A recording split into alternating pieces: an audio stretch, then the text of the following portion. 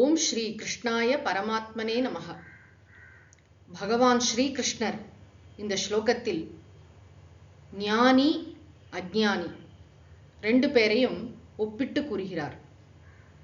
ஸ்திதப்பிரஜ்ஞனுடைய லட்சணத்தை மீண்டும் ஒரு முறை சொல்கிறார். ஸ்லோகத்தை படிக்கலாம். யா நிஷா சர்வபூதானாம் தஸ்யாம் ஜாகர்த்தி சம்யமீ யஸ்யாம் ஜாக்ரதி பூதானி சா நிஷா பஷ்யதோ முனேஹே. பகவத்கீதையில் இருக்கக்கூடிய புரிந்து கொள்வதற்கு கடினமான ஸ்லோகங்கள்ல இதுவும் ஒன்று. நமக்கு தெரியும், பகவான் ஸ்ரீ வேதவியாசர் பகவத்கீதையை சொல்லும் பொழுது, மகாபாரதத்தை சொல்லும் பொழுது விநாயக பெருமான் எழுதினார்னு சொல்றோம் இல்லையா? என்ன கண்டிஷன்? புரிந்து கொள்ளாமல் எழுதக்கூடாது அப்படின்னு சொன்னார் இல்லையா? புரிந்து கொள்வதற்கு கடினமான 4 ஸ்லோகங்கள் இதுவும் ஒன்று. ஹோல் கீதையில இது ஒன்று. அதுக்கப்புறம் திரைகுண்ய விஷயா வேதாகான்னு 2வது அத்தியாயத்துல ஒரு ஸ்லோகம் வரும் அது. அப்புறம் 4வது அத்தியாயத்துல கர்மண்ய கர்ம எஃப் பஷ்யேத் அந்த ஸ்லோகம். அப்புறம் சர்வதர்மான் பரித்யஜ்ய 18வது அத்தியாயத்துல இருக்கக்கூடிய ஸ்லோகம். இப்ப இந்த ஸ்லோகத்துக்கு என்ன பொருள்னு பார்க்கலாம். அதனாலதான் நம்ம குருமுகமாக சம்பிரதாயமாக நன்றாக வழி வழியாக இதை எப்படி பொருள் சொல்ல வேண்டும், இந்த சங்கர பாஷ்யத்தின் அடிப்படையில் எப்படி இதற்கு பொருள் சொல்ல வேண்டுமோ அப்படி தெரிந்து இதை படிக்க வேண்டியது மிக முக்கியம். இல்லாட்ட இதெல்லாம் படிச்சா நம்மளா ஏதாவது ஒரு புக்கை படிச்சோம்னா நமக்கு குழப்பம் தான் அதிகரிக்கும்.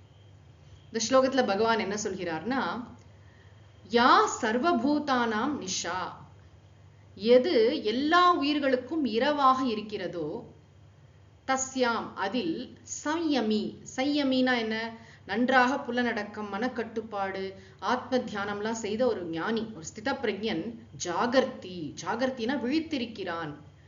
எல்லா உயிர்களுக்கும் எது இரவை போன்று இருக்கிறதோ அதில் ஞானி விழித்திருக்கிறான். இதுக்கு என்ன அர்த்தம்?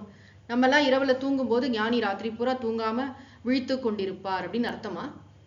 இரவில் தூங்கி தியானம் செய்கின்ற ஞானிகள் சித்தர்கள்லாம் உண்டு. ஆனா இங்க என்ன அர்த்தம் அப்படின்னா, யா நிஷானா எந்த ஒரு பரம்பொருள் தத்துவமானது இங்கு நிஷா என்ற சொல்லால் குறிக்கப்படுகிறது. பொதுவாக உலகத்துல இருக்கிற அறிவிலிகளுக்கு, அஜ்ஞானிகளுக்கு பரம்பொருள் தத்துவம், பிரம்ம ஞானம் அப்படிங்கிறது இருட்ட மாதிரி தானே இருக்கு, தெரியாத விஷயமாக இருக்கிறது இல்லையா? எதை பத்தி அவங்களுக்கு ஒரு ஐடியாவே இல்லையோ, தெரிஞ்சாலும் குழப்பமா இருக்கோ, எது தெளிவாக இல்லையோ, இருளை போன்று இருக்கிறதோ அதில் ஞானி விழித்திருக்கிறான்னா ஞானிக்கு அது தெள்ளத் தெளிவாக அந்த மெய்ப்பொருள் தத்துவம் விளங்குகிறது. ரொம்ப கிறிஸ்டல் கிளியரா அவருக்கு அந்த விஷயம் இது என்ன சொல்றது, தனக்கு வேறாக இல்லை, தானே மெய்ப்பொருள். ஞானம் விஞ்ஞானம் ரெண்டும் இருக்கு அவர்கிட்ட. பரம்பொருள் இருக்கிறது என்று அறிவது ஞானம், நானே பரம்பொருள் என்று புரிந்து கொள்வது விஞ்ஞானம். அப்படி ஸ்தித பிரஜ்ஞனாக இவர் இருக்கிறார், தன்னில் தான் இன்புற்றிருப்பவராக இவர் இருக்கிறார். அதனால உலக மக்களுக்கு பொதுவா என்ன இருக்கு, இந்த பரம்பொருள் தத்துவம்ங்கிறது எப்பொழுதுமே ஒரு புரியாத புதிராகத்தானே இருக்கு. பொதுவா கடவுள்னு சொன்னா கடவுள் கண்ணுக்கு தெரியல, இருக்காரா இல்லையா, அவர் எப்படி இருக்கார், மெய்ப்பொருள் தத்துவம் வரைக்கும். அதனாலதான் இத்தனை ஸ்கூல்ஸ் ஆஃப் தாட்ஸ், இத்தனை ஆராய்ச்சிகள், இவ்வளவு விதவிதமான சித்தாந்தங்கள் எல்லாம் வந்ததுக்கு காரணம் என்னன்னா அது விளங்காத ஒரு விஷயமா இருக்கிறது தானே பொதுவா உலகத்துல அறிவிலிகளுக்கு, அஜ்ஞானிகளுக்கு. ஆனா ஞானி அதில் விழித்திருக்கிறானா. அடுத்த லைன்ல என்ன சொல்றாருன்னா, யஸ்யாம் பூதானி ஜாகர்த்தி, எந்த விஷயத்துல உயிர்கள்லாம் ரொம்ப தெளிவாக புரிந்து கொண்டிருக்கு. எதை புரிஞ்சுக்கிறாங்க? உலக விஷயங்கள், ஷேர் மார்க்கெட் என்ன, உலகத்துல அது என்ன, இது என்ன, மற்ற அறிவுத்துறைகள், நல்ல தெளிவா அந்த உலக விஷயங்கள்லாம் நன்றாக புரிகிறது. அது பஷ்யதஹ முனேஹே சா நிஷா, விஷயத்தை நன்றாக புரிந்து கொண்ட உண்மையை உணர்ந்த முனிவனுக்கு, இந்த ஸ்திதப்பிரஜனுக்கு அது இரவை போன்று இருக்கிறது. இரவுனா என்ன? அவனுக்கு அது புரியாதுன்னு அர்த்தம் இல்லை, அவனுக்கு அதில் நாட்டம் இல்லை, ருச்சி இல்லை. அவனுக்கு எப்படிதான் இருந்தாலும் அது சம்சாரத்திற்கு காரணம்னு தெரியும். அதனால அவனை பொறுத்த வரைக்கும் அது இருள்னா என்ன, அது அவன் பொருட்படுத்துவதில்லை, அது ஒரு பெரிய விஷயமா கிடையாது அவனுக்கு. அவன் அதுல கவனம் செலுத்துவதில்லை. அப்படியே கான்ட்ராஸ்ட் பண்ணி எவ்வளவு அழகா காட்டுறாரு பாருங்க. முதல் லைன்ல என்ன சொல்றார், எது உயிர்களுக்கெல்லாம் இரவை போன்று இருக்கிறதோ, எந்த பரம்பொருள் தத்துவம் உயிர்களுக்கு சரியாக விளங்காததாக இருக்கிறதோ அதில் ஞானி நன்றாக விழித்திருக்கிறார், அவருக்கு தெள்ளத் தெளிவாக அந்த உண்மை விளங்குகிறது. ஆனால் எந்த விஷயத்தில் உயிர்கள் நன்றாக விழித்திருக்கின்றனரோ, எது நன்றாக பட்ட பகல் போல தெள்ளத் தெளிவாக எல்லா விஷயமும் உலக விஷயங்கள்லாம் நன்றாக புரிகிறதே நமக்கு அந்த மாதிரி விஷயங்கள்ல பஷ்யத்தஹ முனேஹே, உண்மையை உணர்ந்து கொண்ட அந்த முனிவன் அவருக்கு அது இரவு போன்று இருக்கிறது. இரவு போன்றுனா என்ன? அவர் அதை பெரிய பெரிய விஷயமாக பொருட்படுத்துவதில்லை. ஏன்னா ஆல்ரெடி இவருக்கு புலனடக்கம் இருக்கிறது, மனக்கட்டுப்பாடு இருக்கிறது. எதை தியானம் பண்ணுவார்?